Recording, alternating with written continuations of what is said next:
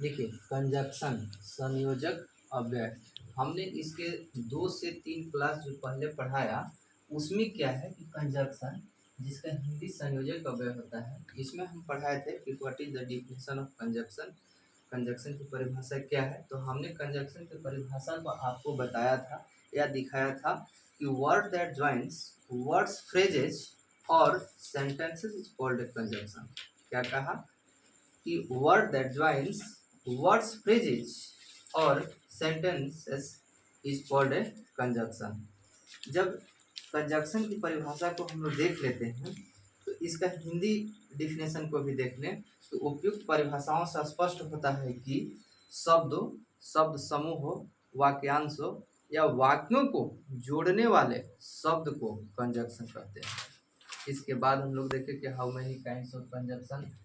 तो how many kinds of conjunction में देखें तो उसका क्या हम लोग लिखे कि देयर आर, क्या है कि there are 3 kinds of conjunction, coordinative conjunction, correlative conjunction और सबऑर्डिनेटिव कंजक्शन। जब हम लोग इसको देख लेते हैं तो वहाँ हम लोग को मिलता है पुनः कि what is the definition of coordinative conjunction. जब इसको हमने पढ़ लिया तो उसी का यह भाग है। और क्या कहा कि how many kinds of coordinative conjunction, क्या करें कि how many kinds of coordinative conjunction. जब इसको हम लोग देख लेते हैं कि how many kinds of coordinative conjunction, तो इसका लिखते हैं कि there are 4 kinds of coordinative conjunction.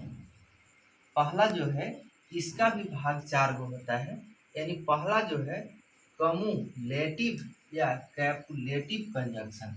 इसका डिफिनेशन देख लेते हैं कि दो कथनों या तथ्यों को जोड़ने का कार्य करने वाले कोऑर्डिनेटिव कंजक्शन को कैमुलेटिव या कैपुलेटिव कंजक्शन कहा जाता है। एकदम आसानी तरीका से इसका डिफिनेशन को पढ़िए कि कम्युलेटिव या कैपुलेटिव दोनों एक ही है कंजक्शन। क्या कहा कि दो कथनों तथ्यों को जोड़ने का कार्य करने वाले कोऑर्डिनेटिव कंजक्शन को कैमुलेटिव या कैपुलेटिव कंजक्शन कहा जाता है। इसके अंतर्गत मुख्यतः also and as well as both and no less than not only but also now to इत्यादि आते हैं। मतलब ये भी जहाँ आपको दिखेगा तो आप एक ही चीज समझ लीजिए क्या क्या है कि कैमुलेटिव या कैपुलेटिव कंजक्शन है। इस तरह का अगर कोई वर्ड आए तो आपको क्या समझना है कि कैमुलेटिव या कैपुलेटिव कंजक्शन होता है। जैसे she is fluent in French, she also speak a little German, I gave him book and he gave me a pen.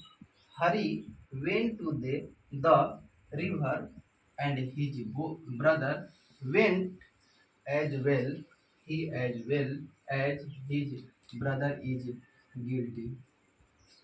देखिए डियर, इसमें है क्या कि जो भी अभी ये था एग्जाम्पल, इससे में और एग्जाम्पल है, बहुत सारा एग्जाम्पल है। जितना भी आप इसको लिखे हैं यहाँ से यहाँ तक वे सभी के बारे में आपको एग्जाम्पल मिलेगा और सभी के बारे में आपको एग्जाम्पल दिखाना है।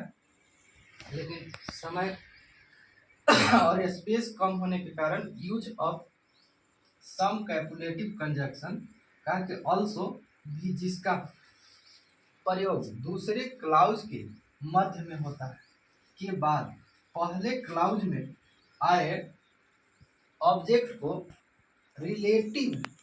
रिलेट किया जाता है, जबकि एज वेल एज भी टू भी जिसका प्रयोग दूसरे क्लाउज के अंत में होता है।